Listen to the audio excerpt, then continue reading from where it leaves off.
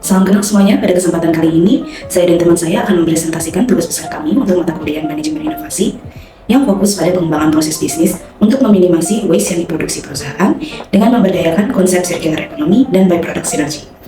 Sebelumnya, perkenalkan, saya Leonidia Khairunisa, NIM 234222034. Perkenalkan, nama saya Sofania Zahra Indah Halinda dengan NIM 2342222. Baik, pertama-tama akan saya jelaskan secara singkat terlebih dahulu alur dari presentasi yang akan disampaikan hari ini.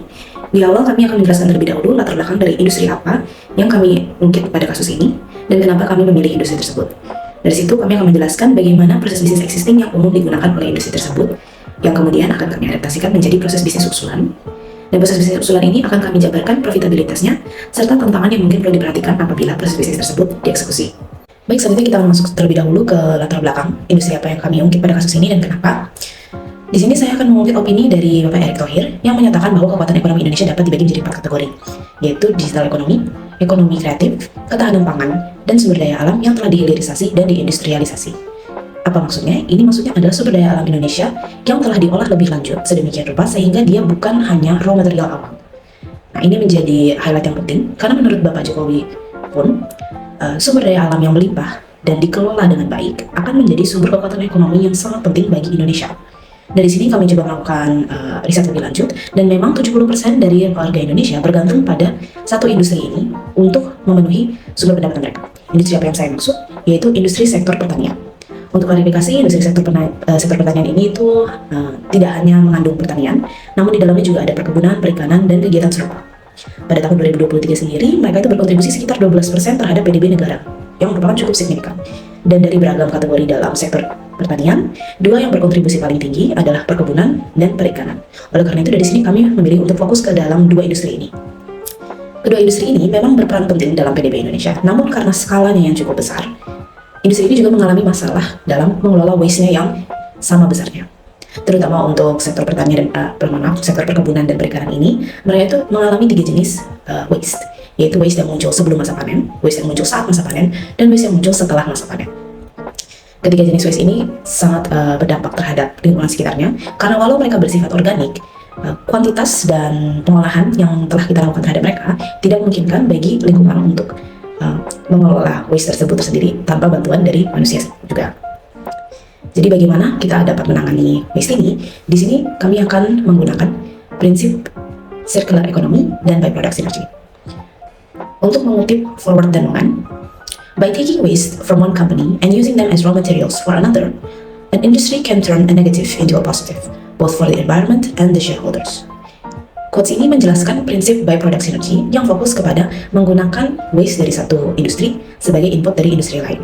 Dan byproduct synergy ini adalah bisa dibilang aplikasi praktis dari konsep circular economy yang merupakan konsep yang lebih luas yang fokus dalam memastikan bahwa material yang masuk ke dalam sebuah industri tidak pernah menjadi waste. Ini bisa dilaksanakan dengan mengeliminasi waste itu sendiri atau mensirkulasi material atau memperbarui sumber daya alam yang telah diberdayakan.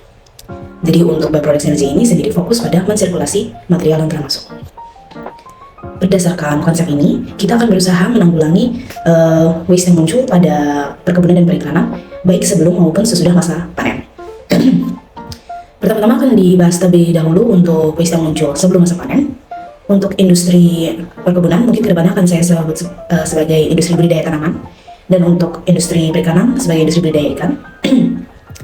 Di sini, untuk sebagai contoh, salah satu waste yang muncul sebelum masa panen di bidang perikanan atau bidang budidaya ikan adalah kotoran ikan yang mengandung amonia. Umumnya kotoran ini akan menjadi waste karena tidak akan diolah lagi oleh perusahaan. Nah, di sini kami akan menggunakan sistem yang bernama aquaponik yang berusaha menggabungkan sistem pembudidayaan tanaman dan pembudidayaan ikan sedemikian rupa sehingga waste dan byproduct dari masing-masing entitas menjadi input yang bermanfaat bagi entitas lainnya. Contoh tadi untuk kotoran dari ikan atau amonia ini akan menjadi nutrisi bagi tanaman.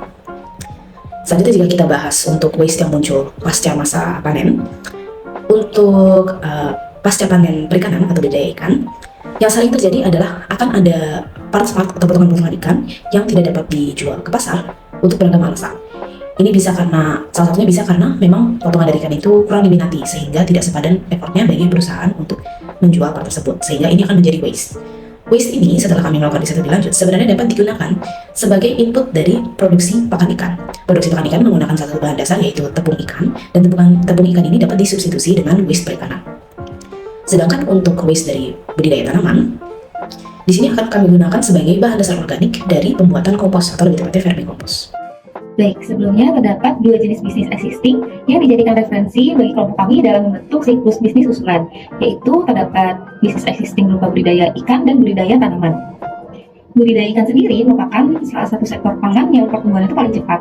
Selain itu juga budidaya ikan menyumbangkan sebesar 44% dari total produksinya secara global, di mana terdapat beberapa jenis ikan yang dapat kita gunakan untuk melakukan budidaya ikan.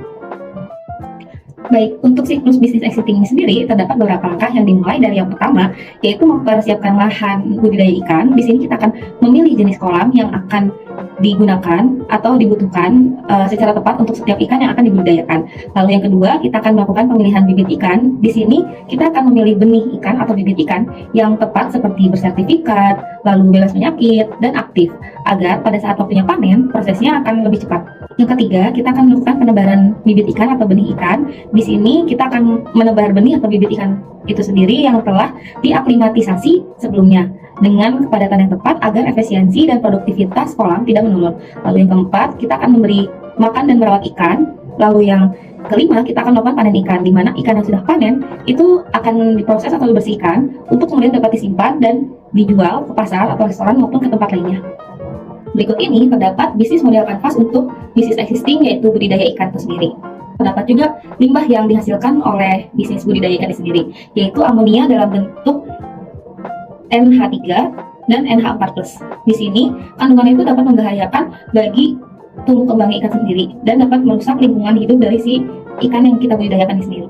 Untuk bisnis yang kedua, yaitu budidaya tanaman, di sini hampir sama seperti budidaya ikan, hanya bedanya yang dibudidayakan adalah tanaman, dapat berupa sayur mayur dan sebagainya. Namun terdapat beberapa jenis tanaman sayur mayur yang dapat kita gunakan untuk dibudidayakan, seperti yang tertera pada samping saya. Nah, untuk siklus existing ini sendiri terdapat beberapa langkah yang dapat dimulai dari yang pertama, yaitu memilih jenis tanaman. Di sini kita akan memilih jenis tanaman atau sayur mayur yang akan kita budidayakan. Lalu yang kedua, kita akan mempersiapkan media tanam. Di sini kita akan mempersiapkan tanah atau mungkin pot dan lahan sebagainya untuk membudidayakan tanaman yang sudah kita pilih sebelumnya. Lalu yang ketiga, kita akan melakukan proses pembibitan. Di sini kita akan mulai menebar bibit tanaman yang sudah kita pilih ke tanah atau lahan yang telah dipersiapkan, yang sudah gembur dan pada waktu yang tepat, yaitu yang tepat itu sendiri adalah di pagi hari atau di sore hari. Lalu yang keempat, kita akan melakukan pemupukan tanaman. Di sini kita akan memberi pupuk yang tepat pada tanaman agar tidak mengganggu proses pertumbuhannya, struktur media tanam, serta tidak menimbulkan efek berbahaya bagi kesehatan tanamannya itu sendiri. Lalu yang kelima, kita akan melakukan perawatan dan pemeliharaan tanaman. Di sini kita akan memelihara tanaman dengan menyiram tanaman, membersihkan hama, dan sebagainya. Lalu yang terakhir, kita akan melakukan panen tanaman. Di sini kita akan memanen tanaman yang sudah siap panen dan diproses untuk kemudian dapat disimpan maupun dijual ke pasar dan tempat lainnya. Nah, berikut ini merupakan bisnis model kanvas untuk bisnis existing berupa budidaya tanaman. Untuk limbah yang dihasilkan dari budidaya tanaman ini sendiri, yaitu terdapat tanaman sisa yang tidak memenuhi standar untuk kemudian dijual atau dipasarkan ke pasar ataupun target-target market yang lainnya. Oke, selanjutnya kami membentuk bisnis siklus usulan dengan nama brand berupa Eco Harvest Hub yang berasal dari kata eco atau ekosistem, harvest, dan hub. Di sini arti keseluruhan itu menggambarkan bahwa bisnis yang kami lakukan itu mementingkan keberlanjutan dan berpusat pada hasil yang efisien dan bermanfaat. Selain itu, nama tersebut juga mencerminkan komitmen dan fokus pada keberlanjutan dalam bidang pertanian dan integrasi sumber daya alam. Baik, selain menggunakan dua bisnis existing yang dijadikan referensi pada siklus bisnis usulan kami juga menggunakan dua bisnis lainnya yang digunakan dalam siklus bisnis usulan kami, yaitu terdapat pembuatan pelet dan pembuatan vermicompost. Baik, untuk siklus dari pembuatan pelet ini sendiri terdapat beberapa langkah yang dapat dilakukan. Dimulai dari yang pertama, yaitu penyiapan bahan dasar. Di sini pakan ikan akan menggunakan beragam bahan dasar seperti kaldu, tepung ikan, dan bahan-bahan lainnya. Lalu yang kedua, akan dilakukan pencampuran bahan dasar. Di sini bahan-bahan dasar yang sebelumnya telah disiapkan itu akan dicampur lalu menggunakan mesin diratakan. Lalu yang ketiga, kita akan melakukan pengeringan hasil campuran. Di sini bahan dasar yang sudah tercampur setelah sebelumnya akan dikeringkan untuk memastikan agar tidak ada lagi cairan yang terkandung dalam campuran tersebut. Lalu yang keempat, dilakukan pelapisan minyak dan percetakan. Di sini campuran yang telah kering kemudian akan ditambahkan minyak dan dicetak menjadi bulir-bulir pelet. Lalu yang terakhir akan dilakukan packaging dan labeling. Di sini hasil akhir pelet ikan akan dibungkus dengan packaging yang sesuai dengan standar untuk didistribusikan dan digunakan. Selain pembuatan pelet, juga terdapat pembuatan vermicompost. Untuk langkah-langkah pembuatan vermicompost ini sendiri, dimulai dari yang pertama, yaitu persiapan wadah cacing. Di sini kita akan melubangi wadah pada bagian dasar dan samping agar cacing mendapatkan aliran atau siklus udara yang cukup. Lalu yang kedua, akan dilakukan persiapan bahan organik. Di sini akan disiapkan bahan organik yang difermentasi atau didiamkan terlebih dahulu kurang lebih selama 2 minggu. Lalu yang ketiga, kita akan melakukan proses pengomposan. Di sini kita akan meletakkan cacing ke bahan organik yang difermentasi dan memantau kondisi hasilnya seperti melihat kelembapan, suhu, dan aerisasi. Langkah keempat yaitu penampungan telur cacing. Di sini kita akan memberi pelepah pisang sebagai media penampung telur cacing yang dihasilkan dari hasil pengomposan. Lalu kita dapat menunggu beberapa hari. Setelah kompos berhasil terbentuk dan sampah organik sudah menghilang, kita dapat menambahkan sampah dan kita dapat mengulangi lagi prosesnya dari awal. Lalu proses tersebut akan berhenti setelah memang dirasa kompos tersebut sudah cukup baik untuk digunakan atau cukup siap. Lalu langkah kelima, persiapan pupuk vermicompost. Di sini kita akan memisahkan cacing dari pupuk vermicompost dan mengeringkan pupuk agar siap digunakan atau siap dijual. Lalu yang terakhir, kita akan melakukan pengolahan terhadap cacing sisanya, di mana cacing yang sudah digunakan sebelumnya apabila masih layak untuk dilakukan vermicompost dengan menggunakan cacing tersebut, maka cacing-cacing tersebut akan digunakan kembali untuk proses vermicompost selanjutnya. Kenapa tadi kita belum membahas proses bisnis produksi pelet ikan dan vermicompost? Itu karena untuk proses bisnis ajuan kami bermaksud menanggulangi waste yang muncul dari proses budidaya tanaman dan ikan dengan dalam beberapa tahap. Jadi pertama, untuk budidaya dari tanaman dan ikan itu sendiri, di sini kami ajukan untuk dilaksanakan dalam sistem aquaponik.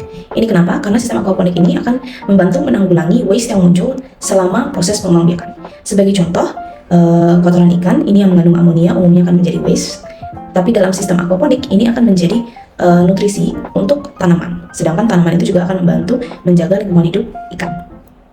Nah, sebelumnya sudah dibahas, sudah diungkit sedikit tentang proses pembuatan pelet ikan dan vermicompost. Ini karena waste yang muncul dari pasca panen budidaya ikan dan budidaya tanaman akan kita olah menjadi 2 produk tersebut. Untuk pasca panen ikan, ini akan kita olah menjadi pelet ikan. Secara spesifik ini akan menggantikan bahan dasar dari pelet ikan, yaitu tepung ikan. Lalu untuk waste dari pasca panen tanaman, ini akan kita olah menjadi vermicompost. Lebih tepatnya untuk waste dari tanaman ini akan menggantikan bahan organik yang dibutuhkan di awal proses pembuatan vermicompost. Tentu saja nanti ini semua produk yang dihasilkan, baik ikan, tanaman, vermicompost maupun pelet ikan, ini dapat dijual ke customer B2C, B2B, maupun terutama untuk vermicompost dan pelet ikan ini dapat digunakan kembali oleh perusahaan untuk memaintain budidaya tanaman dan ikan mereka sendiri. Nah, jadi mungkin bisa kita bahas ke bisnis model kanvasnya untuk mempermudah pemahaman dari model bisnis ini. Pertama-tama mungkin kita bisa bahas ke value proposition-nya. Beberapa value proposition yang bisa di-highlight adalah pertama, karena memang model bisnis ini fokus ke pengelolaan limbah. Ini dapat meminimasi atau bahkan mengeliminasi, jika memang dikelola dengan sangat baik, ongkos yang muncul akibat pengelolaan limbah. Dan karena di sini juga kita meminimasi limbah, ini juga berarti kita dapat berkontribusi dalam menjaga kelestarian lingkungan di sekitar perusahaan. Lalu mungkin kita bisa lanjut ke customer segmentnya. Jadi untuk customer segment di proses bisnis ini sebenarnya bisa dibagi ke 2 kategori, yaitu B2C dan B2B. Untuk B2C ini cukup serupa dengan model bisnis existing ya, di mana perusahaan akan menjual produknya langsung ke perorangan atau mungkin ke level keluarga. Tapi di sisi lain ini juga dapat di marketing ke B2B. Jadi sebagai contoh, produksi pelet ikan ini dapat dijual ke perusahaan tambak yang memang pasti membutuhkan pelet ikan dan membutuhkannya dalam volume yang besar. Untuk customer relationship tentu saja akan tetap muncul hubungannya antara perusahaan dan customer-nya, terutama karena ini perusahaannya memang berat pada eco-friendliness, yang berarti pasti akan membutuhkan edukasi untuk customer-nya agar mereka tahu bahwa ini adalah selling point dari model bisnis ini. Lalu untuk channels-nya, jadi ini channels yang akan digunakan untuk mencapai customer oleh bisnis ini cukup beragam ya, karena seperti yang disebutkan sebelumnya ini ada B2C maupun B2B. Jadi untuk B2C mungkin bisa menggunakan channel seperti media sosial atau menggunakan e-marketplace seperti Tokopedia dan semacamnya untuk mencapai mereka. Namun untuk customer B2B mungkin ini perlu approach yang berbeda ya, seperti penjualan secara offline atau pengajuan kontrak secara offline untuk calon partner. Untuk key activities ini tentu saja akan lebih kompleks dari proses bisnis sebelumnya. Jadi di sini tentu saja akan ada pengelolaan sistem aquaponik. Lalu untuk setiap produk yang dihasilkan ini pasti perlu ada key activity-nya, seperti untuk produksi pelet ikan, produksi vermicompost. Lalu juga akan ada R&D, selalu akan ada R&D untuk senantiasa mengembangkan teknologi yang dimiliki perusahaan. Lalu juga akan ada proses distribusi dan marketing untuk mencapai ke customer. Lalu untuk key resources-nya di sini mungkin terutama karena ini memang bisnis yang memberdayakan lahan, pasti akan ada lahan perusahaan yang menjadi aset penting. Lalu karena di sini kami memberdayakan beragam proses, tiap proses pasti akan memiliki tenaga ahlinya masing-masing. Lalu untuk key partners di sini itu akan cukup banyak, tapi kurang lebih bisa dibilang key partners itu adalah supplier, lalu distributor, lalu mungkin lembaga pendukung lainnya. Lembaga pendukung seperti lembaga yang lebih knowledgeable tentang kondisi lingkungan. Lalu untuk cost structure dan revenue stream-nya. Jadi karena di sini sistemnya menjadi lebih kompleks, cost yang muncul akan lebih banyak, akan meningkat. Namun revenue-nya pun juga akan meningkat. Sebagai contoh di sini cost-nya itu tentu saja akan ada cost dari produksi vermicompost dan produksi pelet ikan yang sebelumnya tidak ada. Tapi untuk revenue stream-nya pun akan ada revenue dari kedua produk tersebut. Ditambah karena perusahaan ini sudah bisa dibilang memiliki portfolio tenaga kerja yang cukup beragam keahliannya. Apabila tenaga ahli perusahaan sudah cukup handal, ini bisa menjadi opportunity untuk pengembangan workshop, pelatihan, dan semacamnya. Nah, jadi jika dirangkum, untuk Eco Harvest Hub ini sebenarnya dia akan memproduksi 4 produk. Yang pertama itu adalah tanaman atau sayur mayur, yang kedua adalah ikan, yang ketiga adalah pelet ikan, dan yang keempat adalah kompos. Baik, untuk perhitungan profitabilitas usaha, pertama-tama kami melakukan analisa terhadap kondisi pasar dengan menggunakan STP atau segmenting, targeting, dan positioning yang dilakukan terhadap dua jenis bisnis, yaitu B2B atau business to business, serta B2C atau business to customer. Berikut ini adalah contoh untuk segmenting terhadap bisnis B2B dan B2C. Selanjutnya, berikut ini adalah perbandingan untuk targeting terhadap business to business atau B2B dan B2C. Baik, selanjutnya terdapat positioning untuk B2B dan B2C dari Eco Harvest Hub. Berikut ini merupakan perhitungan keuangan yang sudah dilakukan di saat awal berdirinya bisnis existing, yaitu budidaya tanaman dan ikan pada tahun 2019. Pada 2 tahun pertama, profitabilitas usaha existing ini masih mengalami kerugian atau kegagalan karena masih terdapat proses pembelajaran serta adaptasi dalam melakukan budidaya ikan dan tanaman. Selain itu juga terjadi kegagalan panen sehingga profitabilitasnya sendiri itu rendah. Lalu pada tahun 2021 sampai dengan tahun 2023, bisnis ini sudah mulai menghasilkan profit dengan rata-rata sebesar 8,61%. Lalu untuk proyeksi profitabilitas ini sendiri dilakukan pada bisnis existing selama 4 tahun ke depan sampai dengan tahun 2027.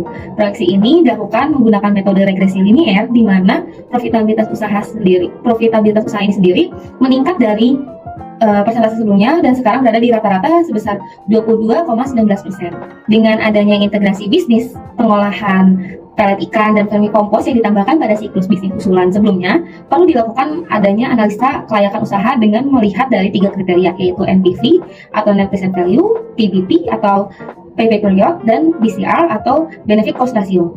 Di sini, perhitungan analisis kelayakan usaha ini melihat apakah investasi yang dilakukan untuk penambahan bisnis pelet ikan dan vermicompost ini sendiri itu sudah memiliki kelayakan yang cukup.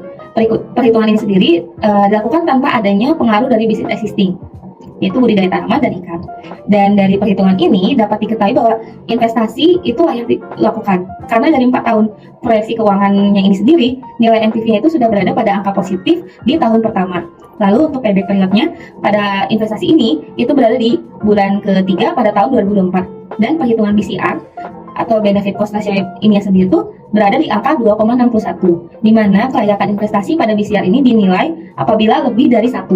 Baik, setelah diketahui bahwa penambahan bisnis pengolahan pelet ikan dan vermicompost dinilai layak, selanjutnya merupakan proses analisa perhitungan keuangan dan pengintegrasian bisnis existing, yaitu budidaya tanaman dan budidaya ikan, dengan bisnis usulan yaitu vermicompost dan pelet ikan.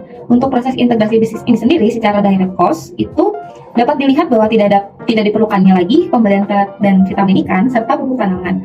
Hal ini karena kedua pembelian tersebut sudah didapatkan dari hasil integrasi bisnis pelet ikan dan vermicompost. Hal ini juga dapat mengurangi proyeksi penjualan pelet ikan dan vermicompost karena digunakan secara internal pada bisnis. Untuk bahan biokompos serta biopelet pun, angkanya menjadi tidak begitu mahal karena bahan untuk membuat pelet ikan dan vermicompost didapatkan dari pengolahan limbah bisnis existing.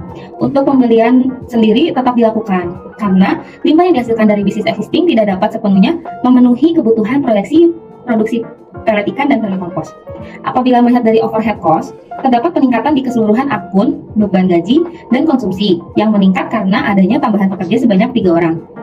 Untuk beban listrik, air, transportasi, dan ATK itu mengalami peningkatan karena adanya penambahan proses produksi pelet ikan dan vermikompos. Profitabilitas usaha pada bisnis usulan pada tahun proyeksi itu berada pada di rata-rata 37,23%. Di sini dapat terlihat pada diagram pertama itu menunjukkan performa bisnis existing dari tahun 2019 sampai dengan tahun proyeksi yaitu 2027. Diagram kedua menunjukkan performa bisnis existing dari tahun 2019 sampai dengan 2023 dan bisnis usulan pada tahun proyeksi 2024 sampai dengan 2027. Pada diagram ketiga menunjukkan perbandingan profitability bisnis existing dan usulan pada proyeksi tahun 2024 sampai dengan tahun 2027. Dari ketiga diagram ini dapat diketahui bahwa rata-rata peningkatan total sales sebesar 578 juta rupiah dan terdapat juga peningkatan biaya cost of goods sales atau COGS sebesar 380 juta rupiah. Untuk profitabilitas bisnis pada tahun proyeksi 2024 sampai dengan 2027 terdapat peningkatan rata-rata sebesar 15,04%. Selain memiliki profitabilitas usaha, perusahaan kami juga memiliki tantangan dan hambatannya untuk kedepannya. Seperti yang pertama, yaitu belum semua target pasar atau masyarakat sudah memiliki kesadaran yang tinggi akan pengembangan sumber daya alam dan teknologi yang berkelanjutan. Jadi belum banyak yang sadar akan hal itu. Lalu yang kedua, awareness masyarakat di Indonesia sendiri terhadap eco-green concept itu sudah mulai berkembang sebenarnya. Namun, secara penerapan itu sendiri masih belum terlalu signifikan. Lalu yang ketiga, pengolahan atau pendaur ulang sampah atau limbah itu masih menjadi salah satu masalah besar yang belum bisa diatasi di negara ini. Lalu yang keempat, masih banyak bisnis yang lebih mementingkan keuntungan dibandingkan efek atau dampak terhadap lingkungan sekitarnya akibat kegiatan bisnis yang dilakukan tersebut.